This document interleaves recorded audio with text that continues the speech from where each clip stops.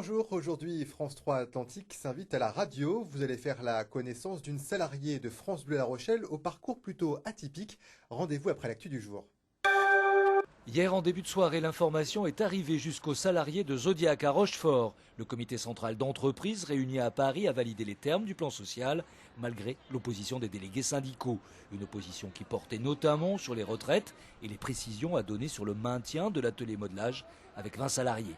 Mardi matin, les personnels se retrouvent pour voter ou non la levée du blocus des expéditions et la reprise du travail. Chez Zodiac, le piquet de grève est installé depuis le 19 juin. Parfois, on rêve de pouvoir traverser l'Atlantique, de larguer les amarres à bord d'un yacht qui aurait été spécialement dessiné et construit pour nous. On n'est pas avare, alors on veut un catamaran de 80 pieds que l'on pourra piloter tout seul, avec éventuellement l'aide d'un homme d'équipage. Le problème, c'est qu'aucun chantier naval habitué à sortir des bateaux en série ne vous répondra favorablement. Alors il vous reste une solution, appelée Laurent Darold. C'est ce qu'a fait le propriétaire du Pelicano, un homme d'affaires et néanmoins marin aguerri, qui savait que l'ancien directeur technique du chantier Fountaine-Pajot pouvait gérer son rêve dans les moindres détails. On s'est adressé à un architecte naval, Michel Joubert, qui a fait les plans de ce bateau à partir de son savoir-faire, bien entendu, mais également à partir des desiderata du client. Et puis ensuite, on a fait un cahier des charges complet de ce bateau pour vraiment définir dans les détails, jusque dans les moindres détails, sur ce qu'il voulait lui et pas un client autre. Et on a réalisé le bateau en conséquence. La société rochelaise Yacht Concept, spécialisée dans la maîtrise d'œuvres nautiques, est déjà en charge de l'Hermione ou d'un catamaran de débarquement militaire en fabrication dans les chantiers Gamelin à la Palisse. Construit au Sénégal, le Pelicano, lui, est venu à La Rochelle pour quelques finitions. En septembre prochain, il s'en ira pour un tour du monde, comme on en rêve parfois. Franco de La Rochelle, 23e édition, c'est parti. La grande scène de Saint-Jean-d'Acre accueillera ce soir Bachung, Dionysos, Kali avec un hommage à Nino Ferrer sur la scène de la coursive. Et puis au programme aussi jusqu'à mercredi, Thomas Dutronc, Camille, Vanessa Paradis, Bernard Lavillier, Christophe Mahé et Mika pour la soirée de clôture. À suivre aussi en ce moment d'ailleurs le phénomène rock français de cette année, les 3 teenagers de Bébé Brune. Les bras, quand je fais sautiller sa franche écriture dans le gras. Quand les voyages on me demande, moi je ne veux Tuna. Oui, c'est un peu surprenant. Vous voici dans l'univers de Laetitia Bernard, une jeune non-voyante. Vous allez la suivre dans sa journée de travail.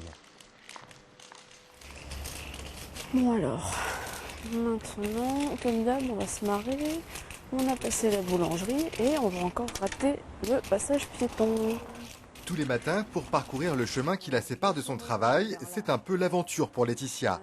La jeune femme a mémorisé les repères qui jalonnent le trajet, même si ce n'est pas du 100%. Ouais, raté. Après le traditionnel cafouillage du passage piéton, Laetitia retrouve le fil et arrive sans encombre à France Bleu La Rochelle. Elle y est en CDD pour 3 mois. Salut. Sa venue a suscité beaucoup de curiosité. La jeune femme est journaliste, une exception dans la profession. Il faut donc quelques aménagements et ça commence par l'informatique. L'ordinateur a été équipé d'un logiciel qui permet à une voix synthétique de lire tout ce qu'il y a sur l'écran.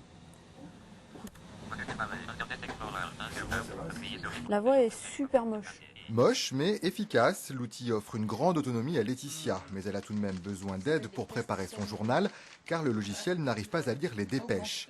Les collègues prennent donc le relais.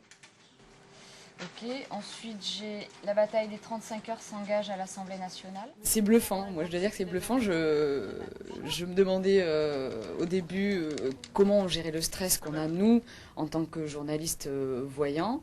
Il se trouve que en fait Laetitia le gère de manière très sereine, y compris à 5 minutes du journal où tout se bouscule. Tout se passe bien. Le journal Laetitia Bernard.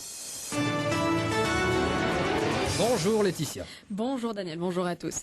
330 communes sur les 100. Pour l'auditeur, Laetitia est une présentatrice comme les autres. Impossible de deviner qu'elle travaille sans feuille, mais avec ce bloc-notes en braille. Ce parcours étonnant, Laetitia l'attribue d'abord à la solidarité.